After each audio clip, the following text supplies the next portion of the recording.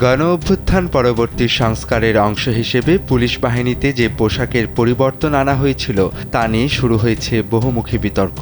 নতুন পোশাকের রং ও কাপড়ের গুণগত মান নিয়ে খোদ বাহিনীর ভেতর থেকে চরম অসন্তোষ দেখা দিয়েছে। পুলিশ সদর দফতরের এক অভ্যন্তরীণ জরিপে দেখা গেছে প্রায় 90% সদস্যই আগের পরিচিত পোশাকে ফিরে যাওয়ার পক্ষে জোরালো মত দিয়েছেন। অভিযোগ উঠেছে নতুন ইউনিফর্মের কাপড় বাংলাদেশের গ্রীষ্মমণ্ডলীয় আবহাওয়ার উপযোগী নয়। স্যান্ডেলিনা সো রূপচর্চায় আভিজাত্য এবং এটি ঘাম শুষে নিতেও অক্ষম। বিষয়টি গুরুত্ব দিয়ে তদন্ত করতে সরবরাহকারী প্রতিষ্ঠানের কাপড় ল্যাব টেস্টে পাঠায় পুলিশ সদর দফতর। ল্যাব রিপোর্টে দেখা গেছে চুক্তিতে কাপড়ের যে আর্দ্রতা ও সুতার ঘনত্বের শর্ত ছিল বাস্তবে তার প্রতিফলন ঘটেনি। এই জালিয়াতির দায়ে সংশ্লিষ্ট প্রতিষ্ঠানের বিরুদ্ধে আইনগত ব্যবস্থা গ্রহণের প্রক্রিয়া শুরু হয়েছে।